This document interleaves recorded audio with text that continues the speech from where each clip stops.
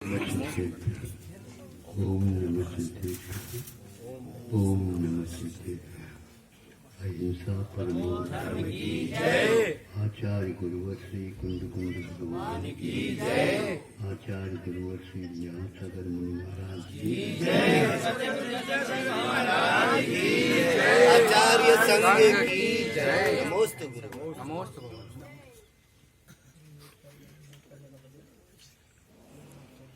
एक व्यक्ति बाहरी सब पदार्थों से जो आकर्षण के केंद्र हैं उनसे कोई भी मतलब नहीं रखता। कौन है? आप ही लोगों के बीच में रहने वाला, जिसको आप लोग एक प्रकार से पागल आदि कहते है ना। कोई भी उसके पास आकर्षण नहीं। अरे वो तो जानता है ही नहीं, पागल हो गया है। तो पागल कब से हुआ है ये बताया नहीं जा रहा, क्यों हो रहा है ये बताया नहीं जा रहा। अब इसके उपरांत हम पूछना चाहते हैं सब आकर्षण से दूर हो गया, लेकिन उसे समय पर भोजन दे दो तो वह भोजन तो ले लेता है। कभी वह ग्रास कान की ओर नहीं ले जाता। सुन रहे हो? वो कभी भी कान की ओर ग्रास नहीं ले जाता। उसको हाँ पागल कैसे कहूँ तो मुझे बता। मुख की ओर ही ले जाता, फिर मुख में डाल दिया, हाथ ने डाल दिया, आपने डाल दिया तो स्वयं ने तो आप उसको पागल कह रहे हो। आगे बढ़ते हैं।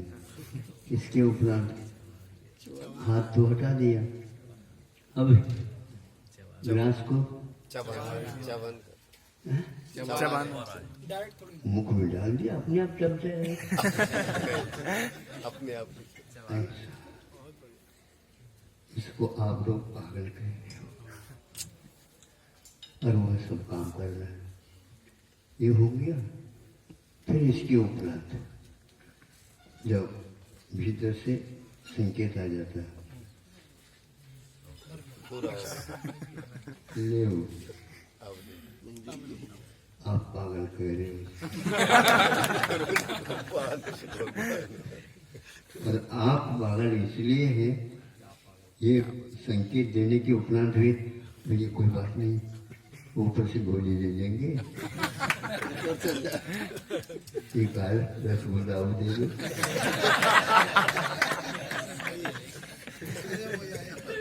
वो पागल कहता है कि सारे के सारे पागल।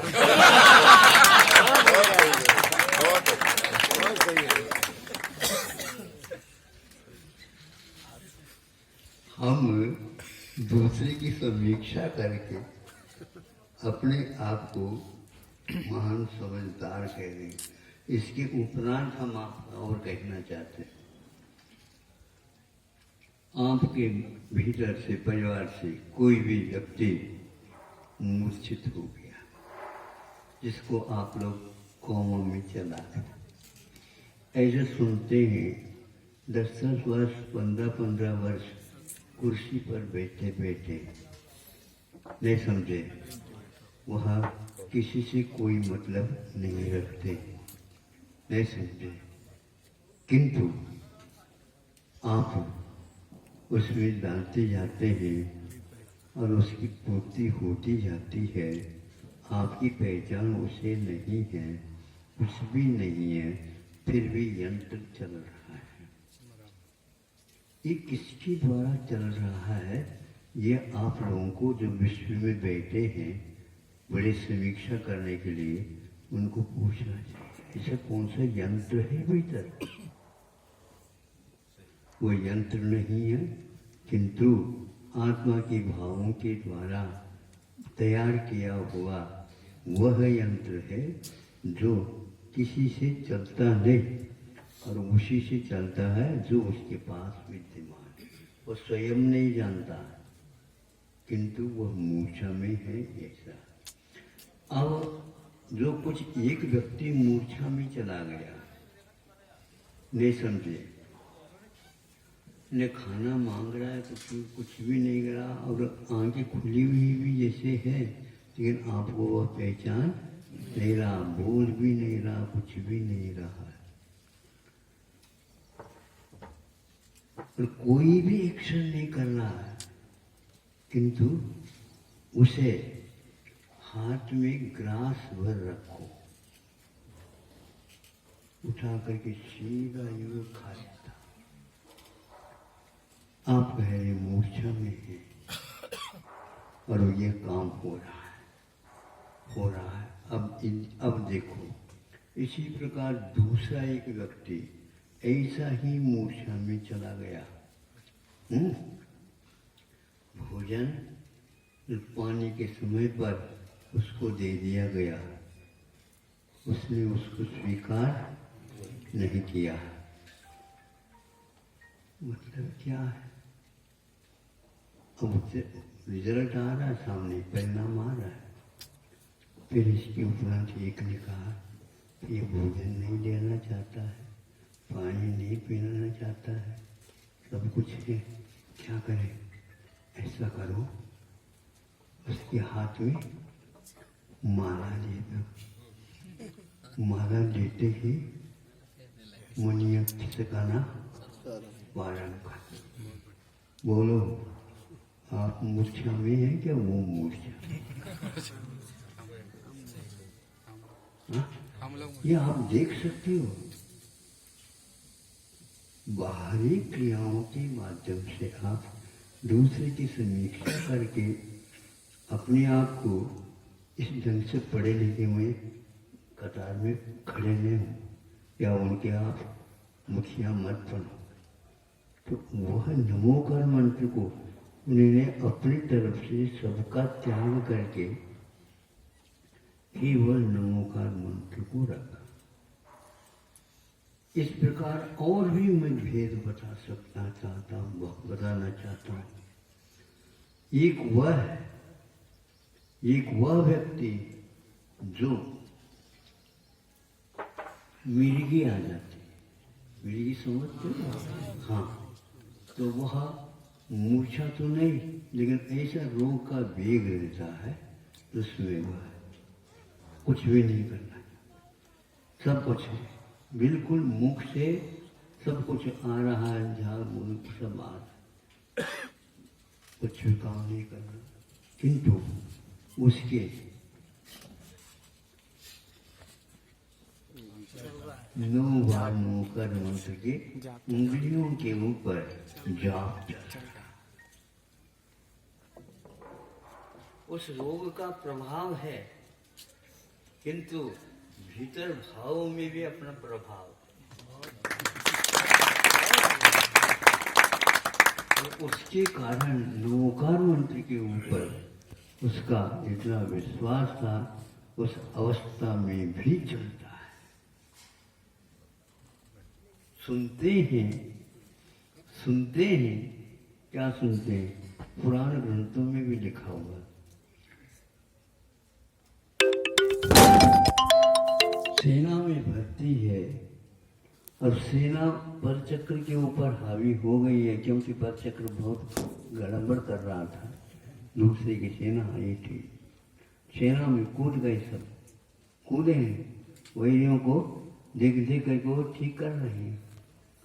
एक व्यक्ति आया, अपना बहुत पहले का वैरी था, वो आया और अपनी तलवार से चुप करके एक के जो है ना गर्दन को, और बस गर्दन जाकर के वहां पर गिर गया और वह हंसने लगा, सामने वाला, मेरा काम हो गया।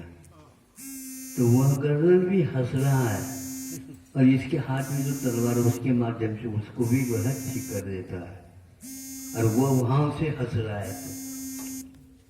तो यह लिखा हुआ है, क्योंकि जीवन रहता है, तारतम्य बना हुआ रहता है, देखने को नहीं मिलता, लेकिन चेतना शक्ति इस ढंग से काम करती रहती है। आप इन सूक्ष्म तत्वों के बारे में, बिंदुओं के बारे में अवश्य ही समझेंगे और विज्ञान के सामने ये बात रखने की कृपा करें। जो आज वर्तमान में विश्व में ही लड़ रहा है, जनता लड़ रही है अपने अपने किए हुए कर्मों के ऊपर, वह लड़ाई चल रही है। लेकिन इस बीच के भीतर के जो इन बिंदुओं के बारे में कोई भी विश्लेषण क्यों नहीं हो रहा, होगा नहीं हो, तो पागल होने के कारण ऐसा होता है। धन के पीछे, मान के पीछे, अभिमान के पीछे, मेरे के पीछे, अधिकार के पीछे, ये सारे पीछे जो लगा हुआ है वो व्यक्ति पीछे रब्बू कहलाता है। और आत्मा के पीछे जो लगता है तो आत्मा के पीछे लगने की आवश्यकता नहीं, आत्मा में शांत बैठ जाने की आवश्यकता है। तो वह मंत्र, यह दिशा बोध केवल भारत के पास है और किसी के पास।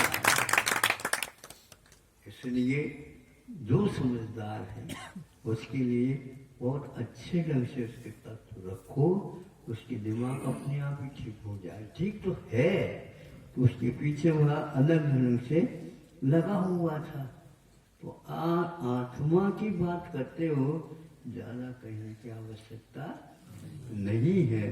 बस बाहरी वस्तुओं के ऊपर आप लोग आकर्षण का केंद्र मत बनाओ और उसके पीछे मत।